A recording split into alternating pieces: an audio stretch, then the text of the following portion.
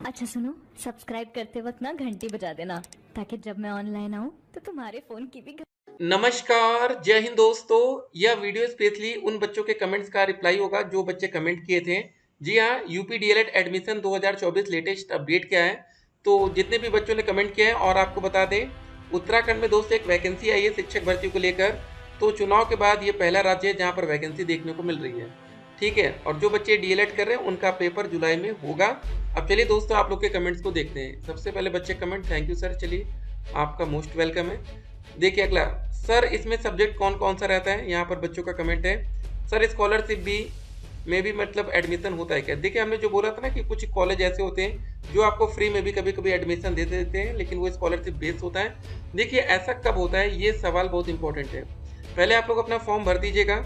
In case अगर किसी भी प्राइवेट कॉलेज में जब सीटें खाली जाती हैं, अब मान लीजिए, देखिए प्राइवेट कॉलेज जो डीएलएड के हैं उनकी सीट की कैपेसिटी या तो 100 होगी या तो 50। ठीक है, दो तरह के कॉलेज आपको देखने को मिलेगा। डीएलएड में एक और ऐसा कॉलेज होता है जहाँ पर सिर्फ लड़कियां पढ़ती हैं, गर्ल्स के लिए स्पेशल कॉलेज भी डीएलएड में होता है जहाँ पर लड़के आपको देखने को नहीं मिलेगा। और एक और अच्छी बात आपको बताएं, ठीक है, कि जो आपका जो सेंटर जाता है सभी बच्चों का सेंटर सिटी में ही जाता है। ठीक है ना, अगर आप किसी भी मतलब जिले के किसी भी पार्ट में एडमिशन लेते हैं, बिल्कुल आउटर में नहीं होता, कहते सर जी हमारा कॉलेज एकदम आउटर में, लेकिन आपका पेपर सिटी में ही होगा। ठीक है, तो अगर कोई बच्चा दूसरे सिटी में जाकर मतलब डीएलएड करना चाहता है, इन केस 3 दिन में आपका पेपर होता है। अच्छी बात ये भी है डीएलएड में 3 दिन में आपका किसी भी सेमेस्टर का एग्जाम कंप्लीट होगा। जब आप लोग फर्स्ट सेमेस्टर का एग्जाम देंगे मैक्सिमम 3 दिन का समय लगेगा। टोटल 3 दिन में आपको 8 विषय का पेपर देना पड़ेगा।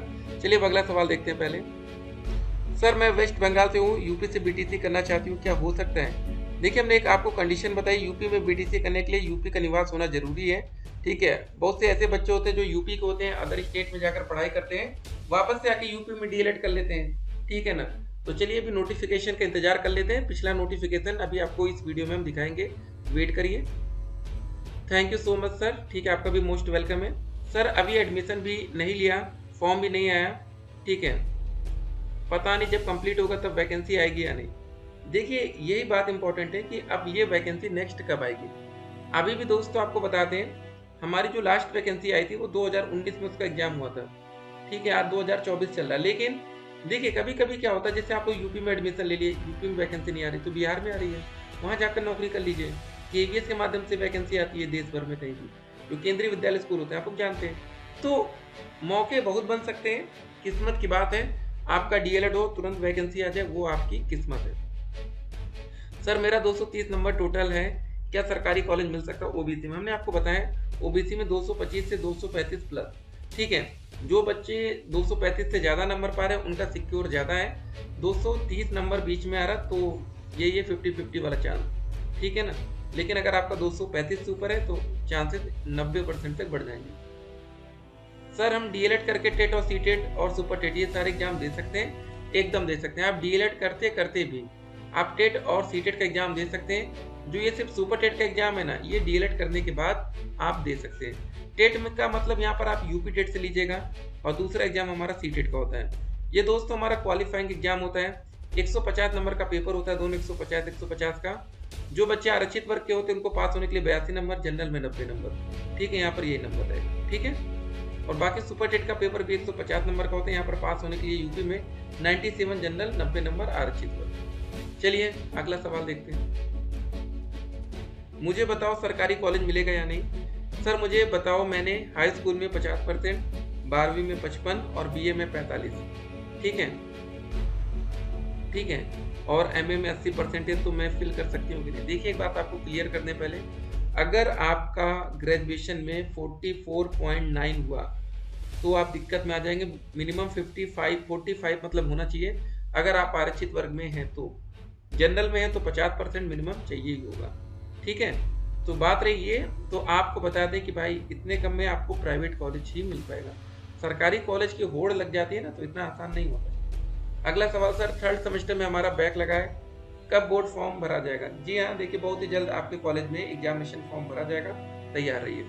सर प्रत्यावेदन वालों का क्या होगा।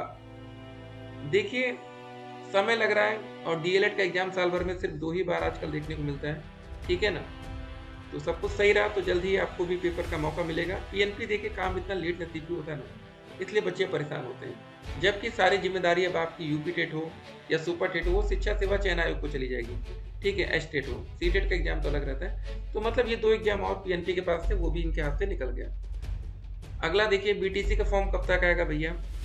देखिए, पेपर का जो फॉर्म है वो किसी भी समय अब आ जाना चाहिए, टाइम निकल चुका है। लास्ट ईयर 2 जून से ये आवेदन शुरू हो गए थे, इस बार लेट हो रहा है। मेरा ग्रेजुएशन में लास्ट सेमेस्टर रिपेयरिंग है, तो क्या मैं बीटीसी के लिए एलिजिबल हूँ? देखिए, जो हमारा डीएलएड का कोर्स होता है वो मेरिट के आधार पर होता है एडमिशन आपका। मेरिट बेस का सिंपल सा मतलब समझ लीजिए, आपका जो ग्रेजुएशन होता है, हाई स्कूल होता है, 12वीं होता है, ग्रेजुएशन, इन्हीं के नंबर जोड़कर आपकी मेरिट बनाई जाती है। अगर आपका फाइनल ईयर का रिजल्ट नहीं आया, तो जब आपके पास रिजल्ट ही नहीं होगा तो आप वहाँ पर क्या नंबर डालेंगे, कैसे मेरिट बनेगी, ये सब दिक्कतें आएंगी।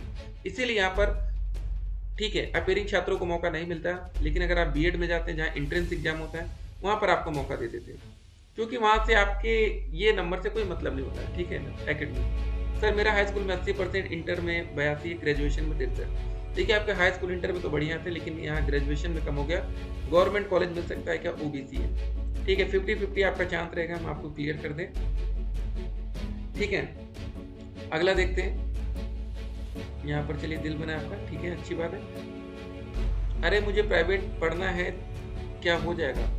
बिल्कुल हो जाएगा। प्राइवेट कॉलेज अगर आपको चाहिए तो कोई दिक्कत नहीं, हाँ, लेकिन आपको एग्जामिनेशन मतलब ये जो रजिस्ट्रेशन फॉर्म है ये भरना पड़ेगा। सर फॉर्म डेट कब होगा? चलिए जल्दी आने वाला है। सर डीएलएड तो बंद होने जा रहा है, तो इसे करने में क्या फ़ायदा? देखिए, अब ये सवाल आप लोग कहाँ से ले आते हैं कि ये बंद होने वाला है, ठीक है। आपकी जो वैकेंसी डिपेंडेंट है ना 1 to 5, ये डीएलएड बेस पर ही है, ठीक है। तो जो बच्चे डीएलएड कर चुके हैं, जो बच्चे डीएलएड 2023 में, वो बच्चे पागल तो है नहीं।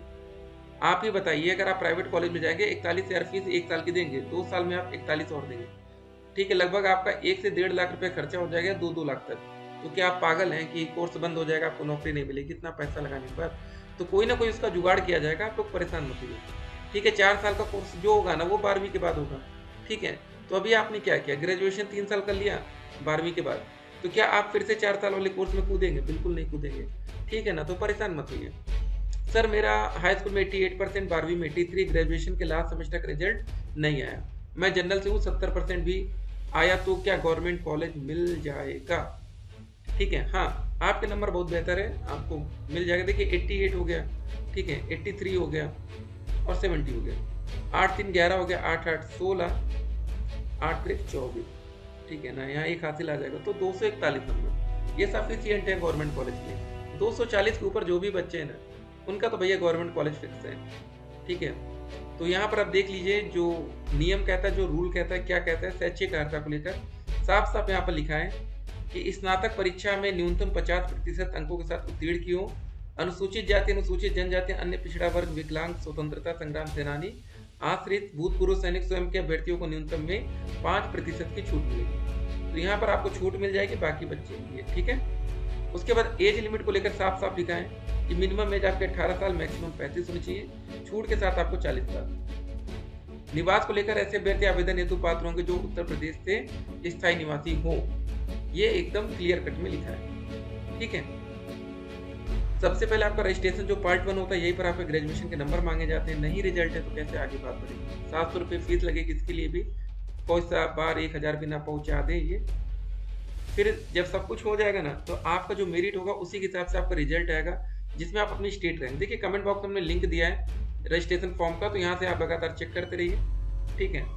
OTP जनरेट करने के 5000 आगे चल के आपको लगेंगे जब आपको फॉर्म फिल करके रिजल्ट आएगा तो, ठीक है। फिर ऑप्शन फिल करेंगे अपने हिसाब से, मतलब जो 5000 रुपये पेमेंट करेंगे, उसके बाद आपको मौका मिलता है फिलिंग करने का, ठीक है। चॉइस लॉक करके अलॉटमेंट रिजल्ट ये पाने के लिए भी 5000 और पेमेंट कर देंगे। आप एडमिशन लेने से पहले ही 10,000 की पेमेंट कर चुके होंगे। तो जो सरकारी कॉलेज की फीस होती है 1 साल की 10,200 रुपये, तो एडवांस में आपने 10,000 जमा कर दिया, बचा कितना? मात्र 200 रुपये। इन केस आपका मन बदल गया कि हमें डीएलएड नहीं करना, तो ये पैसा आपका रिफंड नहीं मिलेगा, ठीक है। ये सब दोस्तों प्रोसेस होगा काउंसलिंग का। तो चलिए मिलेंगे एक और वीडियो में, उम्मीद करते हैं मैक्सिमम बच्चों के कमेंट का आंसर हम कर पा रहे हैं। फिर मिलते हैं, स्टे कनेक्टेड।